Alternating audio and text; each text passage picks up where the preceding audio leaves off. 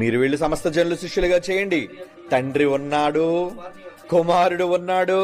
అందుకే పరిశుద్ధాత్మ ముగ్గురు పేర్లు చెబుతున్నాడు. ఒక్కడైతే ఒక్కడి పేరు చెప్పాలి, ఒక్కడే ఉన్నాడని చెప్పాలి. ముగ్గురు ఎందుకు చెప్పాలి? 3 వ్యక్తుల కోసం. మీకు రక్షణ రావాలి అంటే ఏకనామం, ఒక్క నామం. నామం ఒక్కటే, దేవుళ్ళు ఒక్కటి కాదు, నామం ఒక్కటే. మరి ఏ నామములు అంటున్నాడు అక్కడ? తండ్రి యొక్కయు, కుమారుని యొక్కయు, పరిశుద్ధాత్మ నామములోనికి.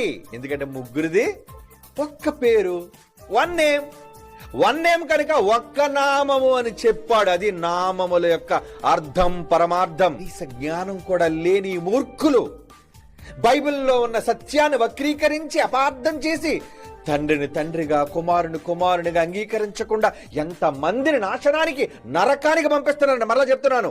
ఎవరు తండ్రిని, కుమారుడు, పరిశుద్ధాత్మను విడివిడిగా ఒప్పుకోరో, ముగ్గురు దేవుళ్ళుగా వేరువేరుగా ఉన్నారు అన్ని కాలాలలో అని అంగీకరించారో, వాళ్ళకి వచ్చేది నిత్యాగ్ని దండన. ఏమండి, మా ఊళ్ళు మరి అలాగని చచ్చిపోయారు, పోయారు నరకానికి, నో డౌట్.